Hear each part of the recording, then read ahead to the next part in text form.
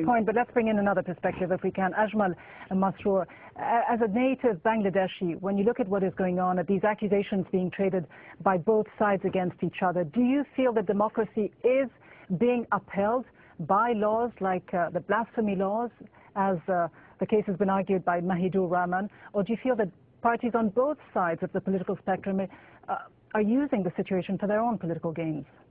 I would like to leave aside the blasphemy law. I think that's a red herring in this discussion. What is more important for me is the erosion of democracy, is the destruction of civil society institutions, it's the destruction of law and order in the country, safety and security of people, and most importantly, the country has been polarized by all political parties because of their own personal interests. Let me give you a couple of examples. In Bangladesh, according to Amnesty International's report, in the last few years, since this government has been in power, more than 1,000 people have been abducted and their whereabouts have never been found. In fact, the accusation is that it has been done at the watch of the current government. Second one we find is to do with the recent uprising.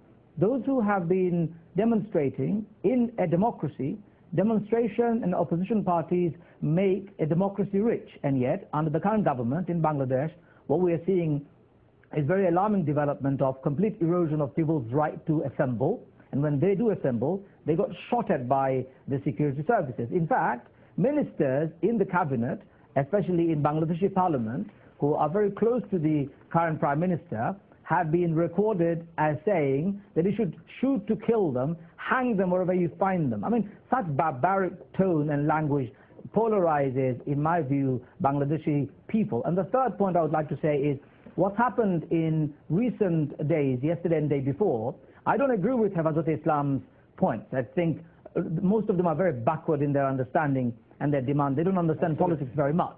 And that's the reason why I don't support them. But what I do support is their right to assemble and protest if they want to.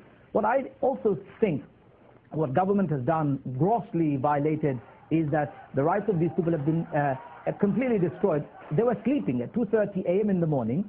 Security services moved in, they shut down the electricity, they told the press not to be present, any opposition press was completely shut down, press was given clear instructions. In fact, some of the press are now saying through the social media that their cameramen were beaten up, their equipments were confiscated because they had evidence of people whose dead bodies were being carried in truckloads. So what we're talking about is a massacre that took place by the order of the government, by the current Prime Minister Hasina. And that is very alarming for us in Britain especially, for we support democracy in Bangladesh. We'd like to see human rights, regulations and rights upheld. We would like to see Bangladesh progress. Unfortunately, under the current government, what we have seen is nepotism, corruption, as well as institutional destruction is happening at a gross level. Okay, very serious accusations, no doubt. H.T. Imam is an advisor to the Prime Minister, Sheikh Hasina. How do you respond? How do you defend against these accusations? Let me tell you one thing first. The first thing is that these gentlemen, and one gentleman, Mr. Mahidur Rahman, he was repeatedly saying about failure of the government. If you look at the record, the economic record and the social record and the development record and the human development records of this government, it has been one of the most successful governments ever. This is one. Secondly, Mr. Imam, but could you please address the points made just now by Mr. Ajmal Masroor? He talked about disappearances, kidnappings, killings by security forces. Can you deny that this has or hasn't happened? I'll respond to all of these. Please listen to me. The first thing is that what was being referred to as abduction and kidnapping, this is totally wrong. These are accusations and very wild accusations. Number one. Number two, would any government allow that is not true, Mr. Advisor. You know that too. I'll give you an example. According to Amnesty International's report and the Human Rights Watch of Asia report, the accusation is very clear that your government is directly responsible for kidnapping, extrajudicial execution of the opposition members, as well as running a kangaroo court in Bangladesh in the name of War Crimes Tribunal, violating international standards. These are accusations levied against you by international organizations. No extrajudicial killing. I insist that there has been no extrajudicial killings. If you look at the statistics, please look at the statistics back what happened between 2001 and 2006, how many people were killed, how many attacks were made. You remember 21st August when the opposition, entire opposition leadership was under grenade attack, how people like Mr. Kibriya were killed, people like Mr. Hassanullah were killed, and how the army also operated, and there was Operation Clean Heart, and that was given legal indemnity. Compared to that, if you look now, what has happened is the Hifazat-e-Islam, they submitted their 13-point demand, and they said instantly that all their demands will have to be accepted. It is no government would do that. We are good Muslims. Can you answer one simple question, sir? And that is, why did you shut down electricity in Dhaka city on the 2 days ago, and why did you allow your security forces to kill, and why did you not allow any press to be present? Where are the bodies that have been killed? Why have they been completely wrong. Removed, and we don't know where they are? Where are those bodies? I insist this is totally wrong. I insist you are totally wrong. You are misinformed. If you look back to why did you not allow press to be present if it's wrong? Why did you tell all the international media not to be present? Why did you destroy the camera as well as beat up reporters who were reporting on the ground? And why We've got evidence to show that government orders were given to execute those people on site, and their bodies were taken by trucks. Mr. Masroor, can we allow Mr. Imam a quick response and then move on to a few other issues? Yes.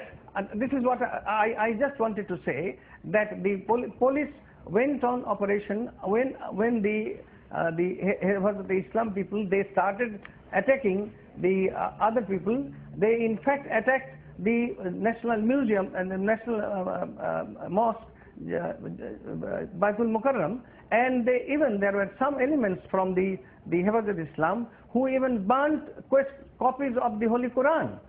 And they looted even shops, jewelry shops in that area. They burned vehicles, hundreds of them. When they went on the rampage, the police, what could the police and the government do? Could the government allow them to take over Dhaka city? Would any government do it? Well, no doubt the government and the police. Mr. H.T. Imam, no doubt the government is coming under increasing pressure because of the demands being made by groups like Hifazat-e-Islam. It has issued, as we've been saying, a 13-point charter of demands, including the death penalty for those who insult Islam and a ban on men and women mixing in public.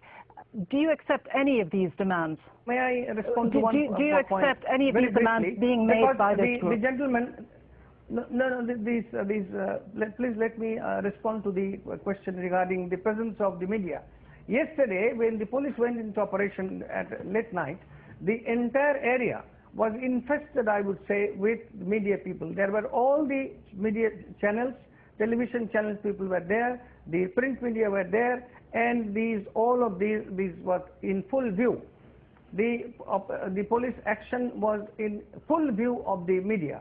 And so there was no secrecy, there was no question of hiding any dead body. No person was killed in the operation. If you look at the pictures, you will see that the police were taking away even small children who were brought by the Hifazat-e-Islam, who are the members of the orphanages and members of the madrasas who were brought into the city. No doubt this is all being investigated by the rights organizations, human rights organizations, but I do need to get your perspective, the government's perspective. Mr. Imam, we need to get to this point.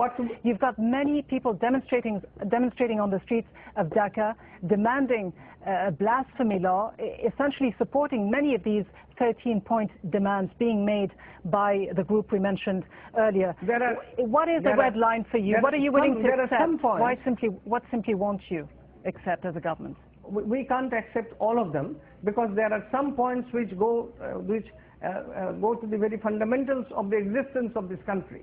This country has been created with the blood of 3 million people who were killed during the war. You know how the women were molested.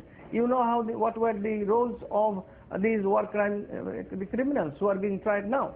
All of these taken together, there are certain things on fundamental issues which we cannot go back. This is one. Second is, there are some points in the 13 points which the Prime Minister herself explained that she was ready to accept. She was ready to accept, and she also said that we can talk about it, we can sit together. she also regarding the elections. Mahidur Rahman, just how much room, though, will there be for tolerance in a traditionally secular Bangladesh if some of these religious principles are adopted? Well, basically, I mean, like we are a secularism party. We believe in secularism. We believe in all religion must practice their religion, freely and without any sort of suppression or oppression. But at the same time, because there is a 90% Muslim-oriented country, Islam has to be highly respected. At the same time, the minority religion also has to be accepted. But Bangladesh was running very nicely over the last 42 years since the birth of Bangladesh. But under the present government, Bangladesh has been divided into pro-Islamic, anti-Islamic, pro-liberation, anti-liberations, and all this issue the present government has brought, and country has been divided into many pieces, many sections. And this is where I am saying that the government has totally failed to unite the nation, to uphold the democratic institution in Bangladesh, because they have destroyed. They don't give any opportunity to the opposition party to raise their voice against any government's wrongdoing or any atrocity or any torture that is being done on the opposition party. They kept on filing false cases against the BNP leaders and activists, including the BNP chairperson and senior vice chair, Mr. Tariq Rahman, and trying to suppress them politically, trying to neutralize them, filing false cases and hanging them around until the next election comes, so that they can convict them, because the judiciary also being influenced by the executive authority, it is being politicized. So people have got nowhere to go. Basically, people are now very much suffocated. Bangladeshi people have got no alternative but to come to the street and raise their voice. But government has a duty to listen to those people. It is not. We are not talking about like hundreds of thousands of people. We are talking about the millions of people in Bangladesh. Where does the country go from here? Well, very simply, I believe international communities watching very closely the development in Bangladesh. We certainly are from Britain. And what I would like to see is the current government should, of course, tender its resignation immediately, for it has been accused of, and lots of evidences are emerging. And if it is true that they are responsible for the massacre, they should all be tried for crimes against Bangladeshi people, especially in The Hague. That's number one. Number two, Bangladesh needs to have a pluralist approach to democracy. It needs to have a healthy opposition. It needs to have a democratically mandated government that looks at the welfare of the people itself. Bangladesh needs to be free from Indian interference. India wants a free market for its own commodity in Bangladesh, and it is not in the best interest of Bangladesh often that is negotiated. Bangladesh needs to invest in education, in infrastructure building. Bangladesh needs to teach its own citizens the values of democracy and not abuse it. And finally, all the political parties actually need to rethink their position, because they actually have been, including BNP, Awami League and Jamaat Islami, from our perspective, international perspective, they have been all party to corruption and nepotism, all sorts of underhanded ways of dealing with Bangladesh and democracy. They've been buying votes. They've been using mob rule, thuggery, mafia to get their own ways. It is not a way a country like that can survive. 160 million people deserve a better future, and I believe their future directly depends on total freedom, democracy, rule of law, multi-party system, and pluralism. Obviously, still a very heated debate with a lot of blame to go around. So now, though, let me thank all our guests, Mahidur Rahman, H.T. Imam, and Ajmal Masroor. And thank you, of course, for watching. Remember, you can find this program and many more at aljazeera.com. Just follow the links for programs and Inside Story. And you can, of course, leave us your comments and feedback. From Miri Dafakhri and the team, thanks for watching.